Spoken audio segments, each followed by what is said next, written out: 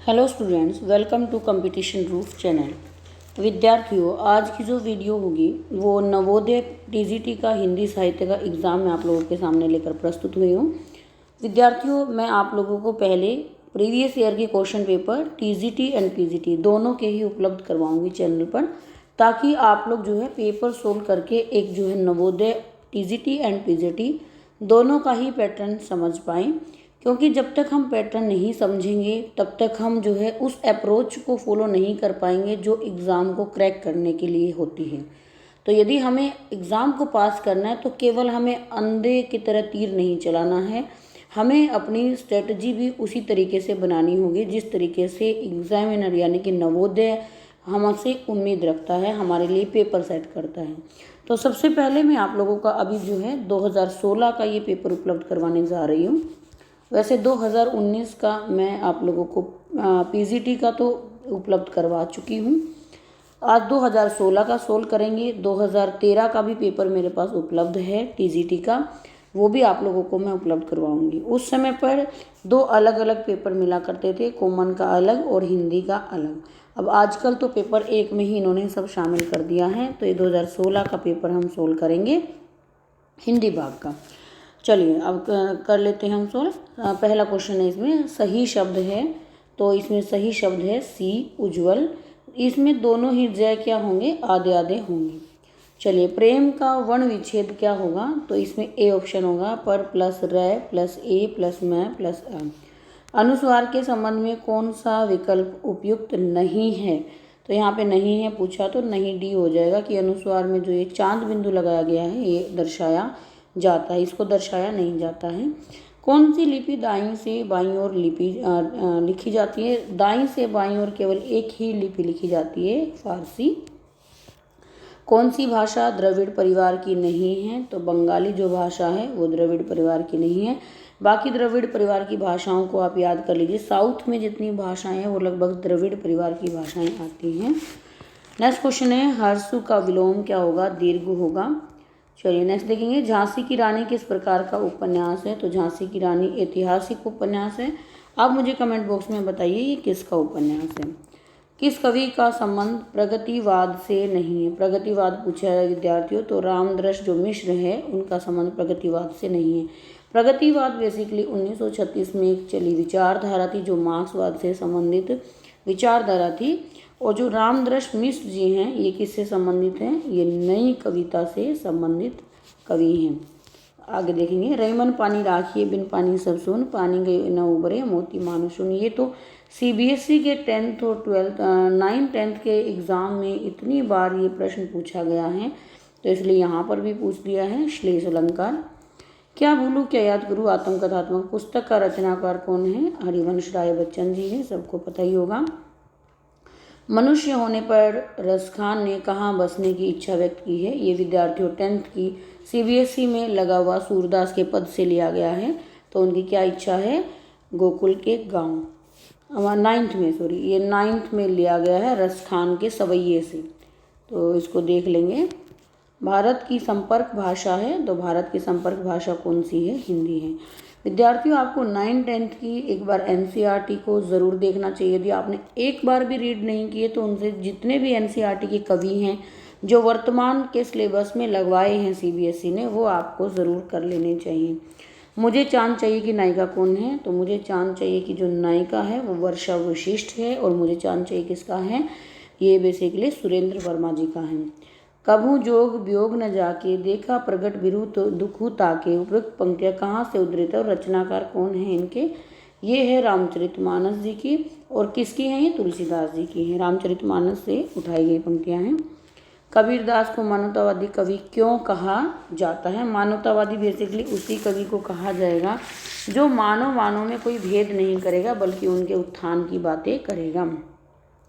वह आता दो टूक कलेजे के करता, पछताता पथ पर आता। उपयुक्त पंक्तियाँ किसकी हैं, भिक्षुक कविता से सूर्यकांत त्रिपाठी निराला जी की हैं। नेक्स्ट देखेंगे हम लोग, छायावाद की प्रमुख विशेषता है प्रकृति का मानवीकरण। उन्होंने प्रकृति को मानव के रूप में दर्शाया है। अजगर करे न चाकरी, पंछी करे न काम, मलुकदास जी हैं। सूरदास की अधिकतर रचनाएं किस भाषा में हैं, ब्रज भाषा में है, क्योंकि जो हमारे कन्हैया श्री कृष्ण जी पर जितनी भी रचनाएं लिखी गई हैं बेसिकली वो ब्रज भाषा में ही लिखी गई हैं ज़्यादातर। मैथिल कोकिल के नाम से कौन प्रसिद्ध है? विद्यापति। मैंने जो है प्रसिद्ध कवियों की एक वीडियो आप लोगों को DSSB क्रैश कोर्स में दी हुई है, आप लोग उस वीडियो को देखिए, यहाँ से आपका एक क्वेश्चन नहीं छूटेगा। यदि आपको वो वीडियो नहीं मिल पाती है तो मैं दोबारा भी उस वीडियो को आपको उपलब्ध करवा दूंगी। मैं नीर भरी दुख की बदले किसकी है? ये महादेवी वर्मा जी की है। महादेवी ने गोरा संस्मरण, देखिए महादेवी वर्मा भी महत्वपूर्ण कवयित्री हैं और छायावादी कवियों में से हैं ये बेसिकली, तो इनसे को अच्छे से आप तैयार कर लीजिएगा। महादेवी ने गोरा जो संस्मरण लिखा, इनके संस्मरण पर काफ़ी प्रश्न पूछे गए हैं और इनके संस्मरण CBSE NCERT में भी लगवाए गए हैं। तो ये किस पर लिखा गया है? गाय पर लिखा गया संस्मरण है। रेखा चित्र और संस्मरण में आप लोगों को अंतर पता होना चाहिए विद्यार्थियों। निम्नलिखित में से कौन सा रचनाकार छायावाद के 4 स्तंभों में नहीं है? तो इसमें कौन नहीं है? मैथिली शरण गुप्त नहीं है, बाकी आप ध्यान रखेंगे जयशंकर प्रसाद, महादेवी वर्मा, सुमित्रानंद पंत और सूर्यकांत त्रिपाठी निराला। 8 भागों में प्रेमचंद जी की कहानी किस नाम से संकलित है? मानसरोवर में इनकी संकलित है। कर सरोज जयमाल उठाई, प्रेम विवश बहराई न जाई, इसमें कौन सा अलंकार होगा? तो इसमें रूपक अलंकार होगा कि किसी के ऊपर किसी का आरोप कर दिया गया है कि जैसे उन्होंने अपने हाथों से जयमाला पहनाने के लिए उठाई, किंतु प्रेम विवश वो किसी और के प्रेम में इस प्रकार से विवश थी तो पहनाई न जाए, तो उस माला को उनके गले में ही पहना नहीं पाई। तो यहाँ पर आरोपित किया गया है प्रेम को किसके ऊपर? जयमाला के ऊपर, तो इसलिए हो जाएगा रूपक अलंकार। नेक्स्ट देखेंगे, हीरे सा हृदय हमारा कुचला शीरीष कोमल ने। तो हीरे सा, जहाँ पर भी विद्यार्थियों मैंने पहले भी क्रैश कोर्स में आप लोगों को चीज़ें समझाई है, सा, सम, सी, समाना, ये शब्द जहाँ भी आ जाएंगे वहाँ पर हो जाता है उपमा अलंकार। अब हम इस ऑप्शन को देखेंगे, उपमा अलंकार कहाँ कहाँ है? A में है और 4 में है, तो यानी कि B और C, तो इसका आंसर कट गया है। तो अब इन्होंने क्योंकि एक साथ 2 दिए हुए, तो दूसरा इन्होंने श्लेष दिया है। श्लेष तो इसमें कभी भी नहीं होगा क्योंकि इसमें एक के ऊपर एक अर्थ चिपका नहीं हुआ। श्लेष में क्या पहचान होती है? एक ही शब्द के 2 अर्थ निकलते हैं। तो बचा कौन सा आंसर? D आंसर बचा A और D, अर्थात उपमा और अनुप्रास। अनुप्रास पहली वाली पंक्ति में है, हीरे सा हृदय हमारा है वर्ण की आवृत्ति के कारण। प्रसाद की किस कृति का अन्य भाषाओं में भी अनुवाद हुआ है? तो ये कामायनी का हुआ है इनका। चलिए विद्यार्थियों नेक्स्ट क्वेश्चन देखेंगे। अशोक के फूल निबंध का रचयिता कौन है? हजारी प्रसाद द्विवेदी जी हैं। मैला आंचल उपन्यास किस अंचल से जुड़ा हुआ है? ये फणीश्वर नाथ रेणु जी का है और ये पूर्णिया से जुड़ा हुआ उपन्यास है। इसका कभी कभी ईयर भी विद्यार्थियों पूछ लिया जाता है। यदि आप अच्छे से पढ़ रहे हो, सेल्फ स्टडी आप कर रहे हो, तो इसका ईयर जल्दी से कमेंट बॉक्स में डालिए। उसने कहा था कहानी के लेखक कौन है? चंद्रधर शर्मा गुलेरिया, उनकी बहुत प्रसिद्ध ये कहानी है। 14 सितंबर 1949 को हिंदी को किस रूप में स्वीकृत किया गया था? ये भी याद रखना है, भारत संघ की राजभाषा के रूप में। कौन सी भाषा रोमन लिपि में नहीं लिखी गई है? तो रोमन लिपि में चीनी भाषा नहीं लिखी गई है, बाकी भाषाएं आप याद रखेंगे, जर्मन, अंग्रेजी, फ्रांसीसी। निम्नलिखित विशेषताओं में से कौन सी विशेषता छायावाद की नहीं है? छायावाद की विशेषता कौन सी नहीं है? वीर रस की प्रधानता इनकी विशेषता नहीं है, ये ध्यान रखेंगे। तो प्रकृति चित्रण, दार्शनिकता और प्रेम वर्णन इनकी विशेषता है। एक विशेषता हमने ऊपर भी देखी थी। तो विद्यार्थियों आप देखेंगे छायावाद कवियों को आपको अच्छे से तैयार करना है, छायावाद को अच्छे से तैयार करना, उसकी विशेषताओं को अच्छे से पढ़ना है, साथ ही प्रगतिवाद को भी आपको अच्छे से पढ़ना। आप देखेंगे कितने प्रश्न यहाँ से पूछ लिए गए हैं। चलिए नेक्स्ट है, आंचलिक उपन्यासों को आपको लेखकों से मैच करना है। इसका पहले मैं आंसर बता देती हूँ। इसका A आंसर होगा।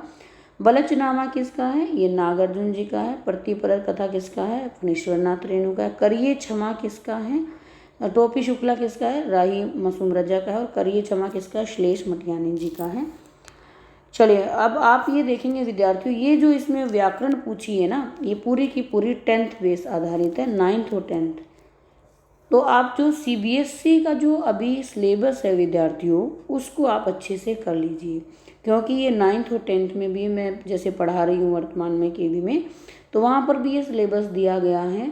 आप इनको अच्छे से कीजिए। यदि आपको नीड लगती है तो मैं आपको एक एक टॉपिक धीरे धीरे वाक्य से संबंधित, वाच्य से संबंधित, ये सब मैं आपको कवर करवा दूँगी। चलिए, जैसी नीयत अल्लाह भी वैसी ही बरकत देता है, ये मिश्र वाक्य का उदाहरण है, क्योंकि इसमें जैसी और अल्लाह दोनों शब्द ऐसे जुड़े हुए हैं। बेसिकली वाक्य में क्या होता है, सरल वाक्य, संयुक्त वाक्य, मिश्र वाक्य। रचना के आधार पर 3 प्रकार के वाक्य होते हैं। मिश्र वाक्य में जैसे, तैसे, यदा, कदा, तथापि, इसलिए ये शब्द जुड़े होते हैं। चलिए नेक्स्ट देखेंगे। प्रधान उपवाक्य आपको बताना है। विद्यार्थियों, इसकी बहुत अच्छी मैं पहचान आप लोगों को बताऊंगी, कभी आपका गलत नहीं होगा। मेरा ये सोचना कि लोकेश प्रतिभाशाली छात्र है सही निकला। इसका सही आंसर है मेरा यह सोचना। क्योंकि विद्यार्थियों, प्रधान उपवाक्य कौन से होते हैं? जो शब्द समुच्चय बोधक शब्दों से पहले होते हैं, जो हमें शब्दों को जो जोड़ने वाले होते हैं। जैसे इसमें की जो शब्द है ये संबंध सूचक है और ये 2 वाक्यों को जोड़ने का कार्य कर रहा है। तो की के बाद वाला जो होता है वो आश्रित उपवाक्य होता है। मतलब कि केवल की ही नहीं होगा विद्यार्थियों, इसमें और भी कुछ शब्द हो सकता है, इसलिए मैंने इनको समुच्चय बोधक शब्द बोला, जो 2 वाक्यों को जोड़ने का कार्य करेंगे। और इससे जो पहले का वाक्य होता है वो प्रधान उपवाक्य होता है। आई थिंक मैं आपको समझा पाई होंगी। वे शब्दांश जो शब्द के आरंभ में लगकर नए शब्द का निर्माण करते हैं उनको क्या कहते हैं? उपसर्ग कहते हैं। रेखांकित पद का कारक चिन्ह कर सही विकल्प चुनिए। तो यहाँ पर रेखांकित पद का कारक, आप लोगों को इसमें एक मंत्र याद कर लेना है जो आपने बचपन से पढ़ा भी होगा, कर्ता ने, क्रम को, कर्ण से के द्वारा। तो हम इसमें देखेंगे, उसने अपने मित्र को 2 पुस्तकें दी। तो यहाँ पे जो बन रहा है विद्यार्थियों वो संप्रदान बन रहा है, क्योंकि इसमें उन्होंने किसी को कोई चीज़ दे दी। ठीक है, तो यहाँ पे संप्रदान होगा। नेक्स्ट देखेंगे, निर्गुण भक्ति के कवि नहीं हैं। तो निर्गुण भक्ति के कवि श्री रामानुजाचार्य जी नहीं हैं। पुरस्कार पाने वालों में कुछ हमारे विद्यालय के छात्र हैं। रेखांकित पदबंध हमें बताना था, तो इसमें संज्ञा हो जाएगा विद्यार्थियों, और कुछ के बाद वाला क्या हो जाएगा? उसका विशेषण हो जाएगा। ये अब बेसिकली पद परिचय से लिया गया टॉपिक है, जो कि अभी 10th में 4 अंक का ये पूछा जाता है और ये कई सालों से लगा हुआ टॉपिक है। तो इसको आप अच्छे से पढ़ लीजिए। आप वहाँ मत जाइए। रेखांकित का ये मैंने कहा ना कि पद परिचय आप कहेंगे तो मैं आप लोगों को एक वीडियो इसकी उपलब्ध करवा दूंगी। तो पद परिचय होगा और उसकी PDF भी मैं आप लोगों को दे दूंगी। आप वही उदाहरण बार बार देखिए। CBSE ने जो 10वीं क्लास की जो आपके पेपर होते हैं ना विद्यार्थियों, जो बार बार CBSE क्वेश्चन पूछता है, वो मैं आप लोगों को एक PDF दे दूंगी। उन क्वेश्चंस को आप सोल्व कीजिए और मेरी वीडियो के कमेंट बॉक्स में आप डालिए। जो आपको क्वेश्चन नहीं आता है मैं कोशिश करूंगी आपका कमेंट बॉक्स के माध्यम से जवाब देने का, तो आप कमेंट बॉक्स में उन क्वेश्चन को डाल सकते हैं। मैं अगली वीडियो आप कहोगे तो पद परिचय पे दे दूंगी बाकायदा। बस शर्त ये है कि आप भी तैयारी कर रहे हो, आप भी उस चीज़ को सीरियसली ले रहे हो, अपना एक नोट्स बना रहे हो, आपने ये डिसाइड किया है कि आपने इस बार सिलेक्शन लेना है। तो कोई भी ऐसा टॉपिक जिसके लिए आप भी डेडिकेटेड हो, तभी मैं भी डेडिकेटेड होकर आपको वीडियो दे पाऊँगी। तो इसमें जो होगा वो निषेधवाचक अव्यय होगा विद्यार्थियों। ठीक है, क्योंकि यहाँ पर हमसे पूछा गया है मत कैसा है? मना करने वाली चीज़ है कोई। ठीक है, किस वाक्य में संयुक्त क्रिया नहीं है? यहाँ पर संयुक्त क्रिया पूछी है, किसमें नहीं है? तो इसमें संयुक्त क्रिया तुमने तो मार डाला। किस वाक्य में विधेय विशेषण है? ये ध्यान रखेंगे। एक विधेय उद्देश्य होता है और एक विधेय होता है। विधेय जो होता है उसमें पहले आपको पता होना चाहिए उद्देश्य क्या होता है, विधेय क्या होता है। ठीक है, फिर विधेय का अगली जो स्टेप है वो विधेय विशेषण है। उसको जब और डीपली CBSE पूछता है तो वो विधेय विशेषण पूछा है। तो इसका जो आंसर होगा वो मेहुल का घर आलीशान होगा। तो मेहुल जो है ना, मेहुल का घर, ये क्या है? केवल विधेय है। और इस विधेय की विशेषता क्या है कि घर उसका कैसा है? आलीशान है। ये विद्यार्थियों आप थोड़ा ध्यान रखेंगे, इसको अच्छे से तैयार करेंगे। निशा का समानार्थी शब्द क्या होगा? रात्रि होगा। ये विद्यार्थियों एक पैराग्राफ दिया था उस समय पे, अब पता नहीं इस बार से पैराग्राफ देगा नहीं देगा। वैसे जो है नवोदय और केवी दोनों ही एक छोटा पैराग्राफ देते हैं और बहुत ही ईजी देते हैं। आप 5 प्रश्न आप इसमें सही कर सकते हैं। मैं आपको आंसर बता देती हूँ। मित्रों ने मनुष्य के जीवन को साधु और श्रेष्ठ कैसे बनाया? मूर्खता और कुमार्ग से हटा के। इसका 1 आंसर हो जाएगा।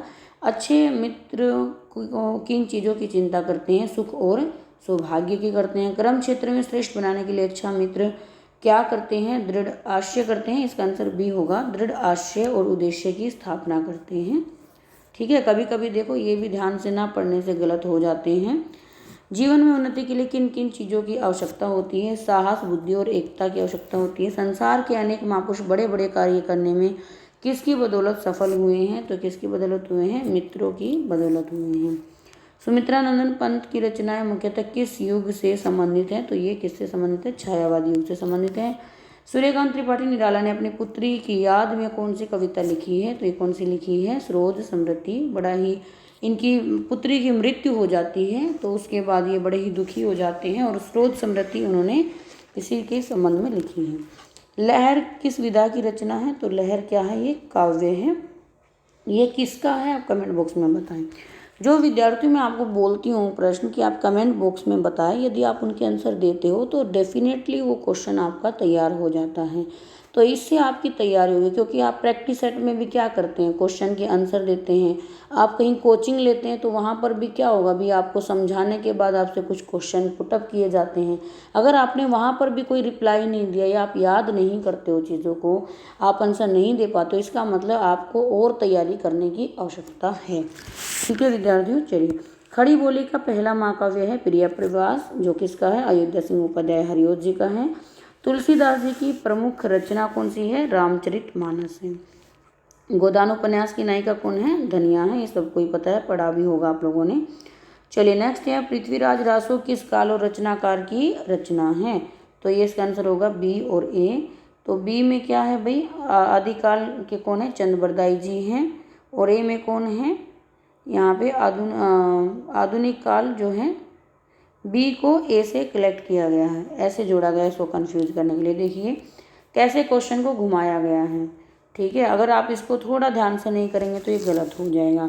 वैसे आप लोगों को याद रखना चाहिए, जैसे आदिकाल में और कोई भी नहीं है ना, अमीर खुसरो भी आदिकाल के नहीं हैं। ये थोड़ा सा आप जब देखेंगे तो चीज़ें हो जाएंगी तैयार। धर्मवीर भारती का नाटक जिसमें भारत के कथानक को लेकर आधुनिक युग के अनुकूल अर्थ को प्रस्तुत किया गया है, तो धर्मवीर भारती का कौन है? अंधा युग ऐसा नाटक है। महाभारत का कथानक इसमें लिया गया है। कलम का सिपाही किसकी जीवनी और किसने लिखी है? तो ये प्रेमचंद जी की जीवनी है और उनके बेटे अमृत राय जी ने लिखी है। और एक जो है इनकी पत्नी शिवरानी देवी द्वारा भी प्रेमचंद की जीवनी पर एक जीवनी लिखी गई है, जिसको कलम का जादूगर कहा जाता है। खंजर नयन के रचनाकार कौन है? अमृतलाल नागर जी हैं। नेक्स्ट बढ़ेंगे, निम्नलिखित में से अष्टछाप के कवि हैं। ये क्वेश्चन जो है बड़ा ही गलत करवाने वाला क्वेश्चन था। इन्होंने अष्टछाप के कवि पूछे थे, ये नहीं पूछा था कि अष्टछाप के संस्थापक कौन है। अगर आपसे संस्थापक पूछते हैं तो स्वामी विठलनाथ जी होंगे, लेकिन जब आपसे कवि पूछ रहा था तो यहाँ पे क्या आना था? कृष्णदास जी आना था। 4 कवि इसमें विठलनाथ जी के होते हैं और 4 कवि उनके बेटे पुत्र के जो होते हैं उनके होते हैं। ठीक है विद्यार्थियों, नागफनी का देश किस काल की रचना है? तो नागफनी का देश जो है ये आधुनिक काल की रचना है। शेर शिवा ने अफजल गुरु को पल में पराजित किया, तो इसमें कौन सी व्यंजना होगी? लक्षणा व्यंजना होगी। निम्नलिखित वाक्य में उद्देश्य और विधा, देखिए आप फिर से ये क्वेश्चन आ गया है विद्यार्थियों, तो इसमें आंसर मैं पहले आपको बता देती हूँ। इसका आंसर है थर्ड का सी से इसमें कोरिलेट किया गया है। एक बार पढ़ भी लेते हैं थर्ड को सी से। नदी तट का रमणीय दृश्य मेरे मन मस्तिष्क पर पूरी तरह से छा गया। ये जो क्या है, इसमें क्या बताना था? उद्देश्य और विधेय बताना था। देखो मैंने आपको बताया था ना, उद्देश्य और विधेय। नदी तट का रमणीय दृश्य मेरे मन मस्तिष्क पर पूरी तरह से छा गया। इलाचंद्र जोशी के उपन्यास जहाज का पंछी किस श्रेणी में रखा जा सकता है? तो ये किस श्रेणी में रखा गया है? मनोवैज्ञानिक उपन्यास की श्रेणी में रखा गया है। रवि को चाहत सरोज ज्यों, शशि को चाहत चकोर, घन को चाहत मोर ज्यों, त्यों तुमको मन मोर। तो ये क्या है? इसमें क्या पूछा गया है? इसमें अलंकार पूछा गया है। तो इसमें कौन कौन सा अलंकार है? उपमा है और रूपक है। और इसमें जो है विद्यार्थियों एक अलंकार और हो सकता था, उत्प्रेक्षा अलंकार, क्योंकि यहाँ पे ज्यों शब्द भी जुड़ा गया है। देखेंगे विद्यार्थियों अलंकार से कम 4 प्रश्न आ चुके हैं और अलंकार टेढ़े करके पूछे गए हैं। 1-2 पंक्तियों में 2-2 3-3 अलंकार पूछे गए हैं। तो आप अलंकार टॉपिक को अच्छे से तैयार कर लीजिएगा। आधे-अधूरे नाटक का रचनाकार कौन है? मोहन राकेश जी है। कृष्ण काव्य का अधिकांश साहित्य मुख्यतः किस भाषा में? हम पहले ही इसको डिस्कस कर चुके हैं, ब्रज भाषा में। आजकल मौसम बदलने लगा। देखेंगे पद परिचय से भी अभी तक 4 प्रश्न विद्यार्थियों आ चुके हैं, तो ये भी थोड़ा आपको अच्छे से तैयार करने की आवश्यकता है। आजकल मौसम बदलने लगा है, तो यहाँ पर आजकल जो शब्द है उसका पद परिचय देना है। तो क्या है? कालवाचक है एक तो आजकल, क्रिया विशेषण है, बदलने लगा क्रिया का क्या है? विशेषण है। निम्नलिखित पद्यांश में अलंकार बताना। झरनों का पानी लेकर गध छिड़क रहे मतवाले, मानो जल बरस रहे सावन घन काले काले। ये मैंने आपको अभी एक इसकी विशेषता बताई थी। इसमें क्या शब्द दिया गया है? मानो शब्द दिया गया, तो उत्प्रेक्षा अलंकार दिया गया है। कौशल का पर्यायवाची नहीं है, तो कौशल का पर्यायवाची क्या नहीं है? अभ्यागत नहीं है। बाकी सब याद कर लेंगे, दक्षता, कुशलता, पटुता, ये सब क्या है? वह तो डैश बैठा था, तो वह इसमें क्या बताना था? मैं अव्यय की पूर्ति करनी थी। वह तो घर के भीतर और किससे संबंधित है? संबंध बोधक अव्यय। ठीक है विद्यार्थियों, चलिए नेक्स्ट देखेंगे। मुहावरे, ये लोकोक्ति। आतंकवाद का मुकाबला डैश नहीं है। आप देखेंगे मुहावरे भी सीधे सीधे नहीं पूछे गए हैं, उनको वाक्य में प्रयोग करवा के आपसे पूछा गया है। तो आतंकवाद का मुकाबला यहाँ पर क्या होगा? बाएं हाथ का खेल नहीं है। ये आप देखेंगे आतंकवाद का मुकाबला बाएं हाथ का खेल नहीं है। बीसलदेव के रचयिता कौन है? नरपति नाला जी हैं। बाण के पर्यायवाची के लिए कौन सा विकल्प उचित है? तो बाण के पर्यायवाची के लिए शर और शिलीमुख, तो ये ध्यान रखेंगे, शर और शिलीमुख बोला जाता है। अत्यधिक का संधि विच्छेद क्या है? अति प्लस अधिक है, तो ये कौन सा हो जाएगा? C option. सूफी काव्यधारा के पहले कवि कौन है? मुल्ला दाऊद जी हैं, और जिनकी रचना है चंदायन। किस कवि, सिद्ध कवि सरापा की रचना का नाम क्या है? दोहा कोश है, याद रखेंगे सरापा की। रीतिमुक्त कवि कौन है? कौन है? घनंद, आलम, बोधा, गनंद, ठाकुर, ये 4 जो कवि हैं वो रीतिमुक्त में आते हैं। नेक्स्ट फिर से उद्देश्य विद्या का प्रश्न आ गया। उद्देश्य विद्या के भी अभी तक 3 प्रश्न आ चुके हैं, तो इस टॉपिक को अच्छे से आप तैयार कर लीजिएगा। देखेंगे विद्यार्थियों, इसका जो आंसर होगा वो डी होगा, यानी कि सी को किससे जोड़ा, इसका जो आंसर होगा सी होगा। डी को किससे जोड़ा गया है? ए से जोड़ा गया है। देखेंगे हमारे विद्यालय के बच्चों ने, डी को किससे जोड़ा गया है? ए से। कल नाटक देखा था। मैंने बोला था ना कि समुच्चय बोधक शब्द क्या आते हैं? बीच में आते हैं। ऐसे ही आश्रित वाक्य और प्रधान उपवाक्य में भी क्या होगा विद्यार्थियों? अब जैसे कल जो समुच्चय बोधक शब्द आया है, इससे पहले का जो वाक्य होगा वो उद्देश्य होगा, और इसके बाद का जो वाक्य होगा वो क्या होगा? नाटक होगा। तो ऐसे ऐसे आप 10 उदाहरण कर लीजिए, आप ये चीज़ बहुत अच्छे से तैयार हो जाएगी। विद्यार्थियों, आई थिंक मैंने क्वेश्चन पेपर को आपको अच्छे से समझाया होगा, कुछ चीज़ें आपको पता भी चली होगी कि आपको किस एरिया पे फोकस करना है। बाकी हम लोग क्या करते हैं, एक ही चीज़ को बार बार पढ़ते रहते हैं, और जो टॉपिक CBSE हमसे डिमांड करता है या जो नवोदय हमसे डिमांड करता है वो हम नहीं पढ़ पाते हैं। तो आपको अगर सिलेक्शन लेना है तो ओवरऑल चीज़ों को आपको देखना होगा।